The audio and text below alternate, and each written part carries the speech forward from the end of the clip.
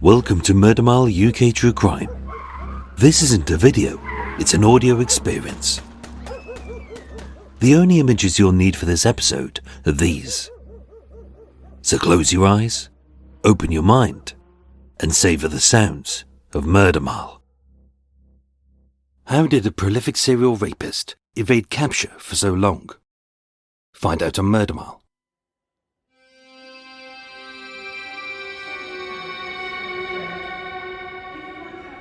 Today, I'm back at Charing Cross Station, just off the Strand, WC2.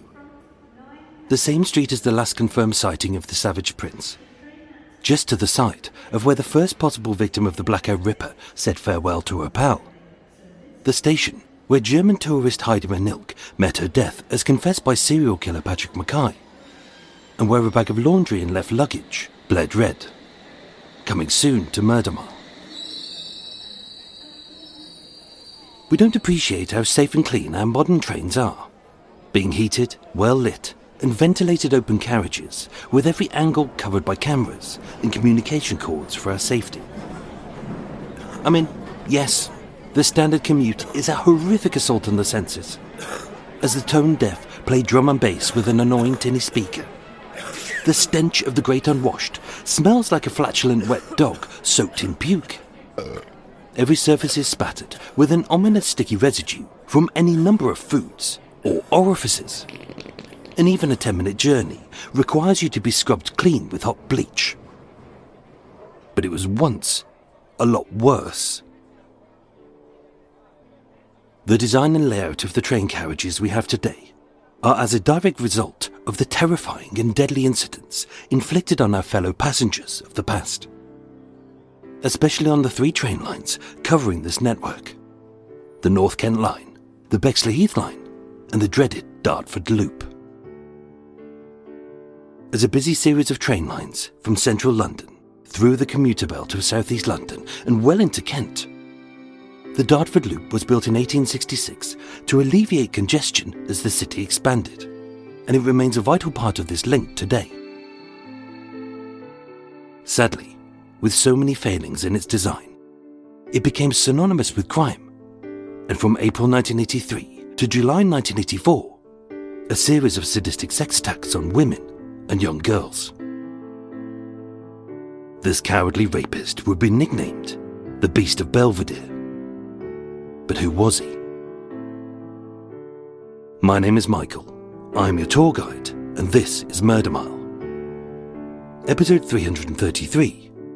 The Beast of Belvedere, Part 1 of 2.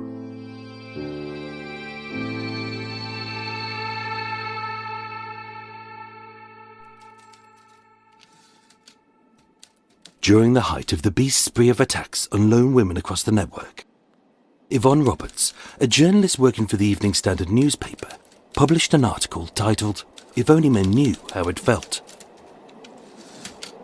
Ringing true with many lone female commuters, she wrote, "A woman sits in the middle of 2 seats on the Charing Cross to Dartford train. Her bag clutched to her like a bulletproof shield. Her only real protection being sat opposite a strange man in a cramped and dimly lit compartment of just 6 seats. It is mid-afternoon on a Monday. The man who attacked and raped 17 women on or near this line has mentally mugged every woman traveller by robbing her of her sense of ease. Women, of course, are accustomed to feeling uncomfortable and just plain frightened on public transport. As in 1982, the year before, there were 570 assaults and 3 confirmed rapes on the network's line in these closed carriages. In 1983, a government white paper on public safety on London transport was published. But with 97 of the 106 witnesses who gave evidence being men, its recommendations were less about a woman's right to feel safe and more about the impact on cost and profitability. By May 1983, the Greater London Council had recommended the installation of CCTV cameras in just 33 of its 247 tube stations, with some cameras providing grainy and unclear footage, only available in larger train terminuses. It was a safety system implemented by men who didn't understand the plight of women. Yvonne Roberts continued. On the Dartford train, even the open carriage has 8 communication cords. A simple pull cord which alerts the driver to an incident, and the conductor if the train has one, which many don't. The police have been surprised that none of the women attacked tried to use them. But as she rightly noted, how can they? With a knee to their throat or back, they're out of reach. Yet it wasn't just the train that was a woman's greatest danger, but the station and her walk home. Unlike many serial rapists, the beast of Belvedere didn't stick to a single train, time or route. As being fueled by his base desires, he hunted for lone and vulnerable women, day and night, on quiet and busy trains, and not just on a single train line, but 3. As these antiquated rolling stocks trundled through tiny towns and suburban villages, many of which had few streetlights and a lone constable. The Dartford Loop began at Charing Cross, Waterloo East or London Bridge, and called at Hither Green, Lee, Mottingham, New Eltham, Sidcup, Albany Park, Bexley and Crayford. The Bexleyheath Line called at Lewisham, Blackheath, Kidbrooke, Eltham, Falconwood, Welling, Bexleyheath and Barnehurst, with the North Kent at Lewisham, Blackheath, Charlton, Woolwich, Arsenal, Abbey Wood, Belvedere, Erith and Slade Green. And with all of the lines terminating at Dartford, for many, these names may feel as unfamiliar as a foreign land, far from where you feel safe. But for this serial rapist, it was as comfortable as home.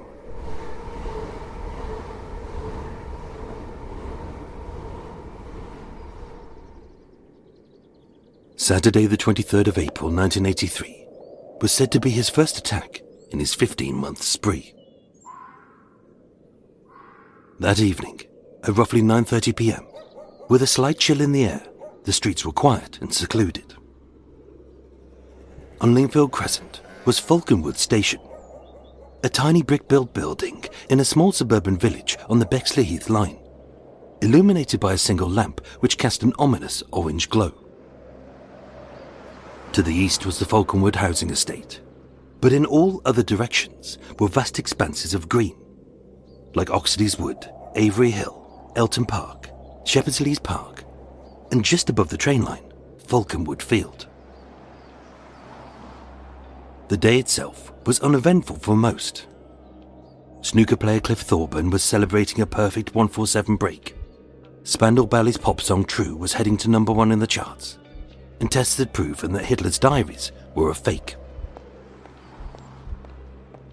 1 hour after dusk, a 16-year-old girl, her name rightly left anonymous, entered Falconwood Station. With the station master off duty, the ticket office closed, and porters only at larger terminuses, she walked left along the platform and sat on a bench, waiting a few minutes for the train to Blackheath. It was dark, cold, wreathed in shadows, and the only other passenger waiting for a train was a man. As she sat silently, he crept slowly nearer. Standing directly behind her, he stared, breathed deep, then pounced.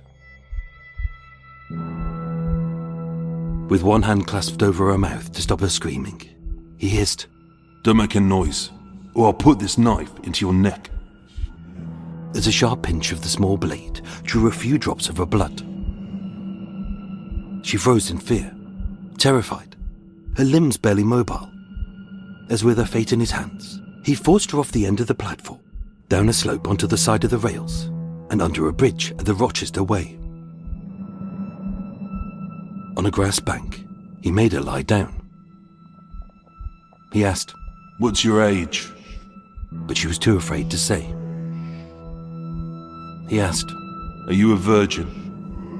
Of which any answer risked horrific ramifications for this petrified girl. So saying, "Yes, I am," he glared at her and barked, "No, you're not. You're a whore." Ripping off her tights with force and punching her to keep her silent, it was as her train pulled away that he raped her.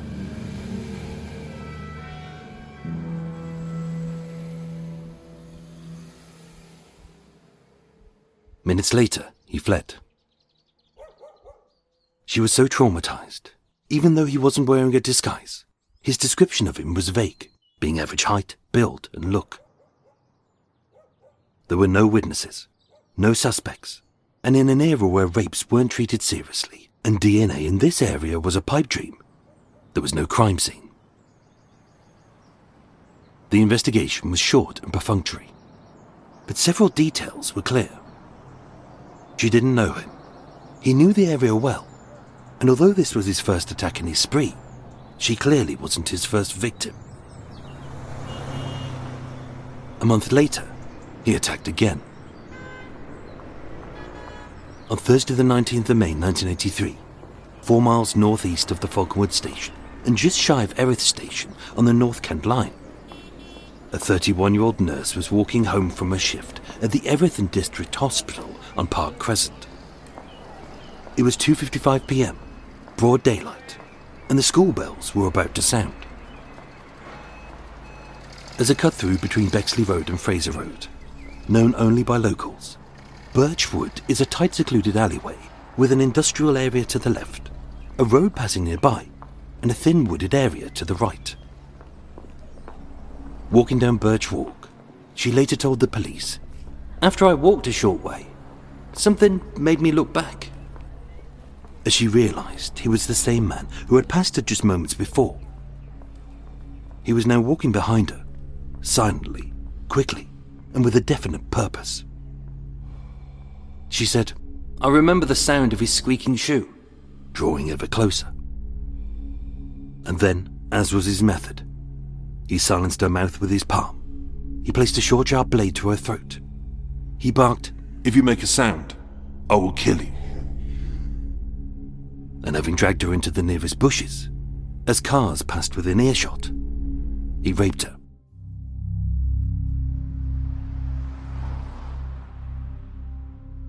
Giving a fuller description, she told the police, "He was 25 to 30, tall, being 5'11", lean and slim, with fair brown hair and brown eyes, and he was unshaven." And although a photo fit was compiled, he didn't match any known attackers, and it was uncertain if he was the same man as the Falconwood rapist. And yet Birch Walk would have an ominous significance for his victims, and the beast of Belvedere.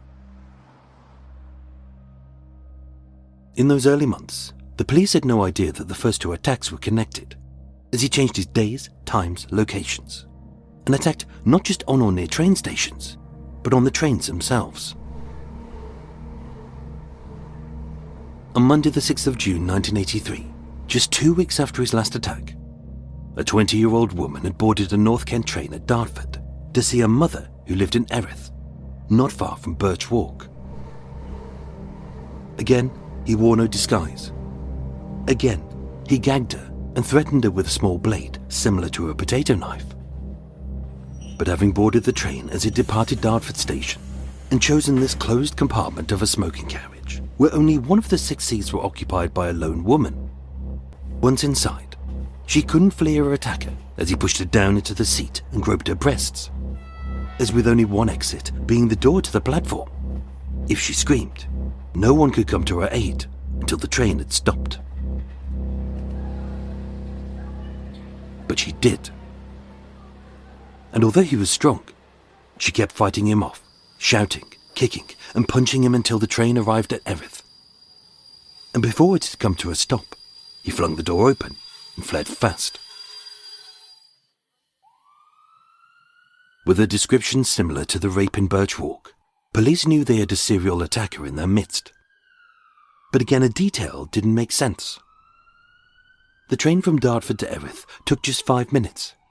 So either he was so stupid he didn't realise that it wasn't enough time to commit a full attack, or as detectives suspected, he knew the area exceptionally well.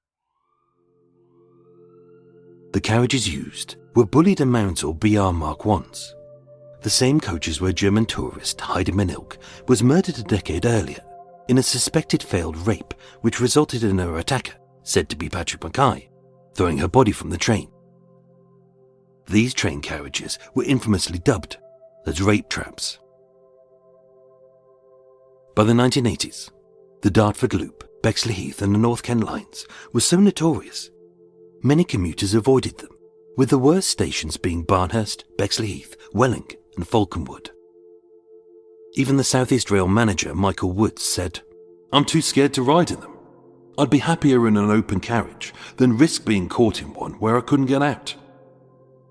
And in 1987, the Sunday Mirror stated, "Callously, British Rail refuses to scrap 63 single-compartment carriages on South East routes, even though they've been condemned as hunting grounds for rapists and murderers, and being described as places of dread for lone women. It would take a brutal murder for change to happen." On the 23rd of March 1988, 26-year-old Deborah Lindsay boarded the 2:16 p.m. train from Pettswood in Kent to London, Victoria. Travelling in a closed 6-seater compartment, although 70 people were on the train, no one could come to her aid as fighting off a potential rapist who was scruffy, short, stocky, with dirty blonde hair. He brutally stabbed her to death and fled as the train pulled into Penge East. It remains unsolved to this day. And although sounding similar, it wasn't the beast of Belvedere, and we know that for certain. Yet almost being caught didn't stop the serial rapist from attacking again. On Tuesday the 2nd of August 1983, 2 months after his last attack, a 25-year-old woman boarded a train at Charing Cross Station, heading to Mottingham on the Dartford Loop. As it arrived at London Bridge, a man walked the platform, peering into every closed compartment, and as it pulled away, he boarded. In this 6-seat closed compartment, he sat opposite her with no one either side. And again, as was his method, he muffled her mouth, put a small blade to her neck, and hissed, "I'm gonna have some fun with you." And as she sat frozen in fear, for the next 5 minutes, he kissed her and groped her breasts. The next stop was Hither Green, and with a few commuters on the platform, rather than running, risking being caught, he ordered her, "Kiss me. Pretend we're a courting couple." And in fear, she obeyed. It was just a 2-minute journey to the next stop, but during that, he raped her. And at Lee Station, he fled. That was his 4th confirmed attack in as many months. And even though he never hid his face, he brazenly struck on busy trains during the day and clearly knew the train routes and the timetables. Another detail stood out. It was only a 2-minute journey from Hither Green to Lee, where he raped her. And although he'd ejaculated, they couldn't accurately determine his blood group in that era, as he secreted no sperm. So who was he? As at that point, he was a mystery. A special rape squad was established at Belvedere Police Station under Detective Superintendent Colin Hawkins, with a team of 50 detectives dedicated to hunting the beast of Belvedere. They knew his face, his method, and the 4 square miles he stalked his prey. And although well versed in tracking all kinds of criminals, a serial rapist was a different proposition, as too often the victims vanish. D.S. Hawkins told the press, "We've heard of women being raped, but we have no firm information. The embarrassment and even shame can be shattering to a victim. They want to get home, fling off their clothes, and bathe away the dirt many of them feel. This destroys important forensic evidence which could be vital to the investigation and give an important lead to the rapist. We don't want another victim, but if this does happen, we urge them to come to us first." And although they knew that a police officer was likely to be the last person a victim of sexual assault would seek out, every care and consideration will be given, and the victim helped by sympathetic and experienced policewomen and doctors. It was one of London's biggest manhunts. It had to be, as with his attacks increasing in frequency, they were also becoming more violent. As D.S. Hawkins stated, He has attacked victims with a bottle causing head wounds. Another had a broken jaw, and another was struck several times with a lump of wood. The man is strong, fit, a fast runner, and is believed to do manual work. But except for a brief description, late 20s, tall, slim, with brown fair hair, brown eyes, a toothy gap, and an odd smell, he didn't match any known rapist on the police's database, and his spree showed no signs of ceasing. Wednesday the 7th of September 1983, 1 month after his last attack, he struck again. A 24-year-old woman sat alone in a 6-seat closed carriage at Dartford Station, waiting for the 7:56 train to depart for Charing Cross. She was alone, and the only way to exit the carriage was the door to the platform. But as the guard's whistle blew to order the train to depart, a man jumped on board. Having perfected his method by picking a pretty young woman, slight and vulnerable, sat alone in a carriage where she couldn't get any help if she screamed and couldn't escape. As the train left the station, he muffled her mouth, stuck a knife to her neck, and hissed, "Shut up, and you'll be all right." And remaining unseen until Abbey Station, he sexually assaulted her for the full 13-minute journey.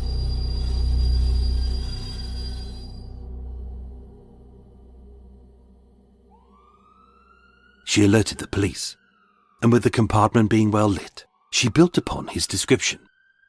He was 26-ish, slim build, hair parted left to right, long pointed nose, a gold stud earring, a brown crewneck jumper, a red check shirt, blue jeans and white trainers. With a toothy grin, and he smelled stale. In September 1983, the detectives at Belvedere, in coordination with the British Transport Police, put up posters across the London, Kent and South East Rail networks, featuring that updated photo fit of the Beast of Belvedere. It was a simple ploy, designed to embed his likeness into the eyes of any past or possible future victims. And it worked. On Wednesday the 28th of September 1983, 3 weeks after his last attack, a 36-year-old dental nurse, possibly leaving the Erith District Hospital, just as the 31-year-old nurse had done who he'd attacked just 4 months before. And being just 6:50 p.m. and still daylight, she too used the short but slightly wooded cut-through at Birch Walk to make her way to Erith Station. She told detectives, "As soon as I saw him, I recognised him. I had a feeling that this was the same man that had raped a nurse in Birch Walk earlier that year." But with nowhere to run except at either ends of this isolated alley. With him moving fast, before she could flee, he grabbed her, whispered, "Don't scream. I won't hurt you. I only want to look at you." And pushed her to the floor, forced her legs apart, and indecently assaulted her.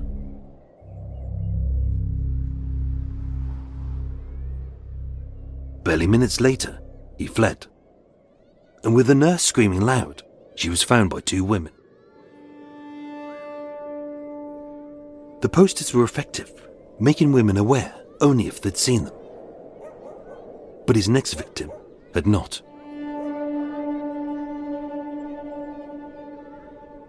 Friday the 14th of October 1983, 2 weeks after his last attack, was the start of half-term.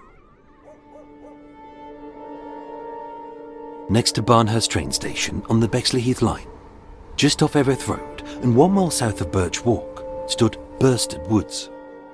12 hectares of untouched woodland with heavy foliage and dense bushes.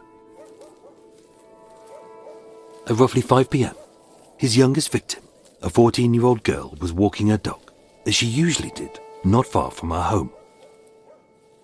It was daylight, and other walkers were in earshot.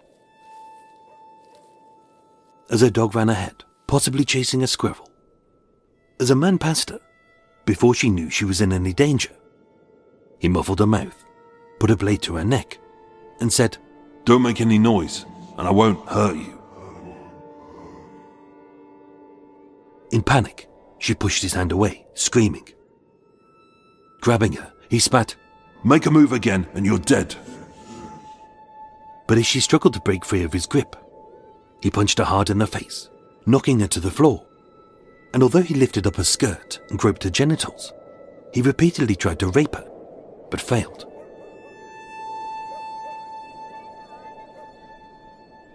His description matched the beast of Belvedere, with the girl adding that he had a local accent.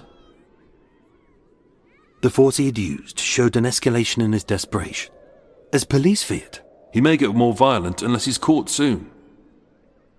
even though he would later say of this sexual assault. I feel very distressed about what I've done to this girl. I know it should never have happened to any woman of any age, but to do it to a child is unforgivable. Yet it didn't stop his attacks on lone women. But was it him? Compiling the 4 photo fits of the rapist, seen attacking women in or near to stations across the 3 lines, as well as on the trains, the Daily Mirror queried, Were 4 rapists on the loose? as the beast was scruffy, tall, fair-haired and local with a gapped tooth. But the others were either short, wore glasses, had beady eyes and a heavily pockmarked face, not unlike the man seen leaving Heidemanhild's carriage. So far, detectives could only attribute him to the attack on the 16-year-old in Falconwood, a 30-year-old and a 36-year-old in Birch Walk, a 20-year-old and a 24-year-old on the Dartford train, a 25-year-old on the train near Mottingham, and now a 14-year-old schoolgirl at Birchstead Woods. But a man with a similar description, in the same time frame and within those 4 square miles, had also raped a 20-year-old girl at Footscray Meadows and a 16-year-old in Abbey Wood, with more attacks in Albany Park and Lesnes Woods. But was this him, or someone similar? One attack, not attributed to the beast of Belvedere by himself, was on Monday the 7th of November 1983, 3 weeks after his last attack, as a 23-year-old woman boarded the 10:32 a.m. train to Dartford at Waterloo East. Again, he jumped into her empty carriage as it was departing. He sexually assaulted her, hopped off just minutes later at London Bridge Station. But this time, her early 20s, scruffy and gap-toothed attacker was said to have sandy or ginger-coloured hair. And for the first time ever, he stole a handbag. Had he started taking souvenirs, or had he committed so many attacks that he couldn't recall them? The detectives were stuck, and the investigation was slowly unravelling. But by this point, they'd already unearthed their biggest clue in the hunt for this serial rapist. On Wednesday the 6th of July 1983, in Lesnes Abbey Wood, 88 acres of ancient woodland between Abbey Wood and Barnehurst stations near the town of Belvedere, a 16-year-old girl was raped. Just a month later, on Thursday the 18th of August, again in broad daylight, a 30-year-old mother was raped in front of her 3-year-old son. Threatened with a knife, she was told he would be stabbed if she screamed. Both attacks happened just 100 yards apart. And then, just after midnight, on Tuesday the 30th of August, 2 dog walkers heard a woman's screams. Their torches shined upon a man as he fled, and although the victim was never found, police flooded the area with more than 100 officers and sniffer dogs. Their plan was to flush him out, but he had already vanished.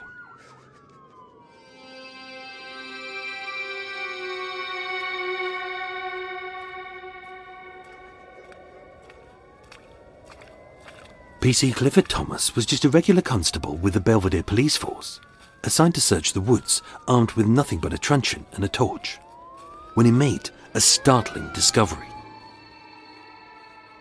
Underfoot, as his heavy boots stood on a thick brush of holly leaves, something metal clinked underneath. The scene was fresh, having been vacated recently and used often, as with a sheet of corrugated iron covering the hole. When removed, it led to a self-dug tunnel, 15 foot long by 3 foot wide. said to be a military-style hideout. The rapist had used it as he had lain in wait for his victims, hidden from view. Inside was everything a patient but desperate attacker needed in his hunt for another woman to rape.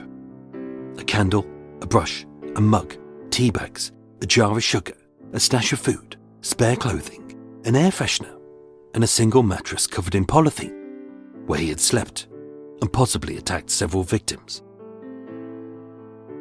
Police admitted it was just luck that they'd found it being so well hidden, yet also being littered with empty beer cans and cigarette butts, as well as a blouse, stockings and knickers.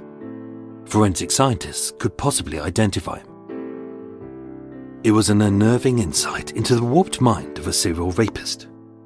But this wasn't his only hideout. A day later, over the road and 100 yards away, a second bunker was found. It was smaller, but given its position, detectives believed that this is where he would run after his attacks. To flee from any witnesses, to hide from the police, and to give him a sexual thrill, to spy with glee as his raped victims panicked, screamed. Detective Inspector Jeff Cooper stated, "The man we are looking for is a danger to the public. We are very, very concerned." And with the surrounding neighbourhoods rightly terrified, everyone was on the lookout for the beast of Belvedere. But is this how a prolific serial rapist evaded capture for so long?